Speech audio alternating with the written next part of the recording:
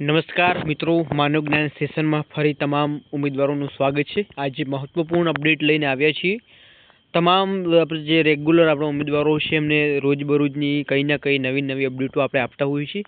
તો આજે ફરીવાર એક નવા ટોપિક સાથે આપણે મળી રહ્યા છીએ।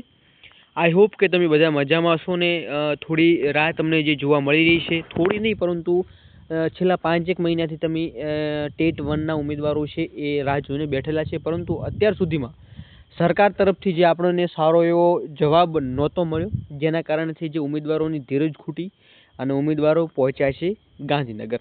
તો આજના મહત્વના વિડીયોમાં આજે પ્રોપર માહિતી આપવાનું છું, કયા કયા ટોપિક ઉપર વાત થયેલી છે, કઈ કઈ ટોપિક ઉપર ચર્ચા જોવા મળી છે અને વિભાગ તરફથી આપણને કેવો પ્રતિસાદ મળ્યો છે, પોઝિટિવ છે કે પછી નેગેટિવ, એના પર પ્રોપર તમને વાત કરવાની છું। તે કઈ તારીખ હોઈ શકે છે, PML ક્યારે આવશે। તો આજનો વિડીયો છે એ અંત સુધી નિહાળશો મિત્રો। ખાસ ચેનલ ઉપર નવા છો, માનવ જ્ઞાનને હજુ સુધી તમે સબસ્ક્રાઈબ નથી કરી નાખજો। બેલ આઇકન પ્રેસ સાથે ટેલિગ્રામ વોટ્સઅપ ગ્રુપ પણ ખાસ મિત્રો જોઈન કરવાનું ભૂલશો નહીં। તો આજની વિડીયોની શરૂઆત કરીએ।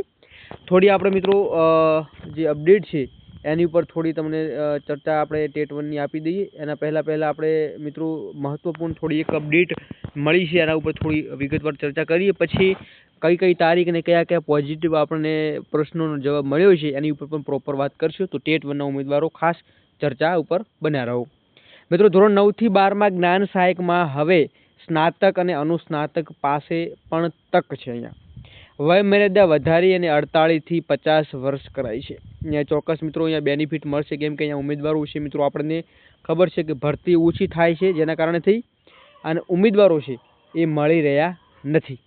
તો મિત્રો નિયમોમાં ફેરફાર થયો છે। મામૂલી પગાર સામે જીવન નિર્વાહનો ખર્ચ વધુ હોવાથી ઉમેદવારો મળતા નથી।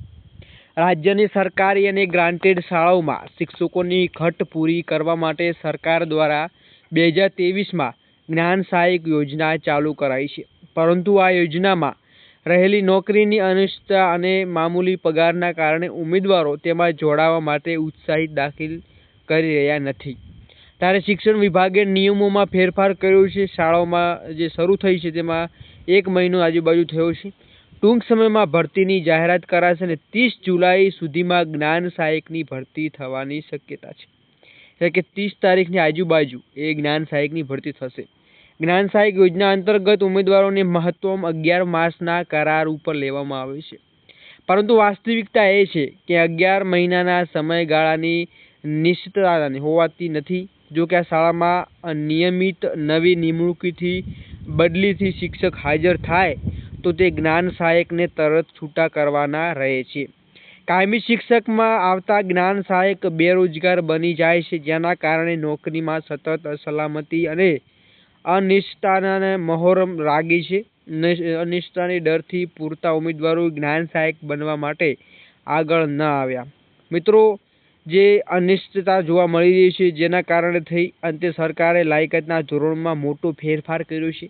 નવા ઠરાવ મુજબ જો ટાટ પાસ ઉમેદવારો ન મળે તો માધ્યમિક વિભાગ માટે સ્નાતક, યુજી અને ઉચ્ચતર માધ્યમિક વિભાગ માટે અહીંયા અનુસ્નાતક એટલે કે PG કક્ષાની લાયકાત ધરાવતા ઉમેદવારોને પણ લેવામાં આવશે। તો મિત્રો અહીંયા તમને જોવા મળ્યું છે સરકાર કેવા પ્રયત્નો કરી રહ્યા છે, કેમ કે ઉમેદવારો મળી નહીં રહ્યા, એમને ભરતી કરવી નથી। તો મિત્રો આવા જે આપણને ન્યૂઝ જોવા મળ્યા છે એ છે ધોરણ 9થી 12માં જે જ્ઞાન સહાયક તરીકેની નોકરી છે, જે 24 અને 26 હજાર જે ભરતી પ્રમાણે આપણને જે સેલરી આપ્યા છે ને એ સેલરી પ્રમાણે જે સ્ટાઇપેન્ડ છે મંથલી, એ મિત્રો ઓછું હોવાના કારણે અહીંયા ઉમેદવારો છે આવી રહ્યા નથી। મિત્રો અંતરિયાળ વિસ્તારોમાં શિક્ષકો મળતા જ નથી। કચ્છ જિલ્લાની વાત કરીએ તો ભૌગોલિક રીતે રાજ્યનો સૌથી મોટો જિલ્લો છે। અહીં જો કોઈ ઉમેદવારોને અંતરિયાળ વિસ્તારોમાં શાળાઓમાં નિમણૂકી આપવામાં આવે તો તેઓ અવાજ જવાનો, ત્યાં રહેવાનો, જીવન નિર્વાહનો ખર્ચો ઘણી વધી જાય છે। સામે માધ્યમિક વિભાગમાં માત્ર 24,000 અને ઉચ્ચતર માધ્યમિકમાં 26,000 જેટલું ફિક્સ ઉચ્ચ વેતન ચૂકવવામાં આવે છે।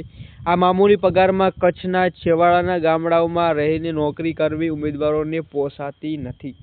તો મિત્રો સરકારને ફરી આના ઉપર કોઈક બીજા પણ નિર્ણયો લેવા જોઈએ। કાયમી શિક્ષક હાજર થાય તો જ્ઞાન સહાયકની અન્ય શાળામાં ફાળવણી થશે।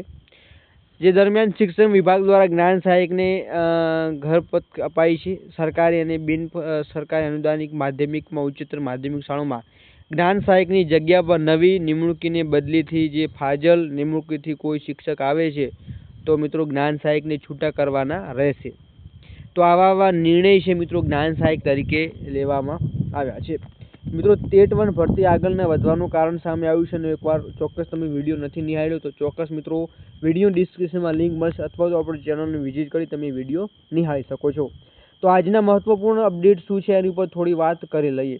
મિત્રો આપણને ખબર છે કે ટેટ 1ની ભરતી છે છેલ્લા 5-6 મહિનાથી અહીંયા જે ટેલે ચડી છે, જેના કારણે થઈ કોર્ટ મેટર હોય, કોર્ટ અપડેટ હોય, એ વારંવાર તારીખ હોય. ફરી મિત્રો જે 13 જુલાઈની આજુબાજુ આપણને તારીખ આપવામાં આવી છે, એટલે કે 13 તારીખે મિત્રો ફરી એક મહત્વપૂર્ણ નિર્ણય લેવામાં આવી શકે છે.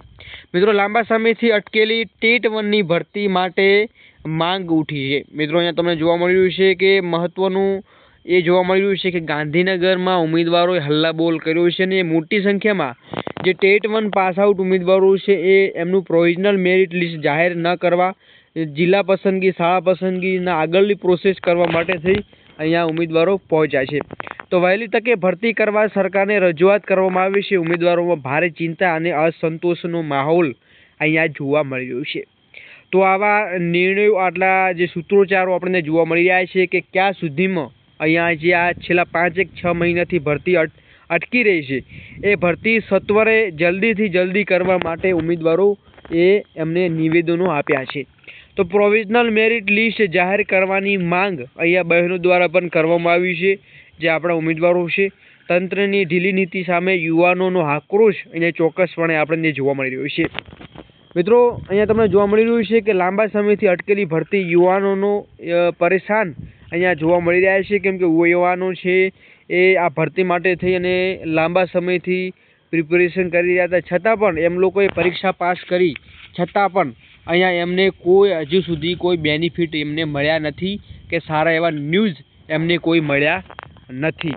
તો મિત્રો માંગ સાથે ઉમેદવારોએ ગાંધીનગર એકઠા થયા છે અને વિદ્યા સમીક્ષા ખાતે જે ટેટ 1ની કચેરી છે ત્યાં એ કચેરી ખાતે શિક્ષણ વિભાગના જે કર્મચારીઓ છે એમને નિવેદન, એમને રજૂઆત, એમને સૂત્રોચ્ચાર સાથે એક એમની માંગ રજૂ કરી છે કે ક્યાં સુધીમાં એમનું PML પ્રોવિઝનલ મેરિટ લિસ્ટ જાહેર કરવામાં આવે.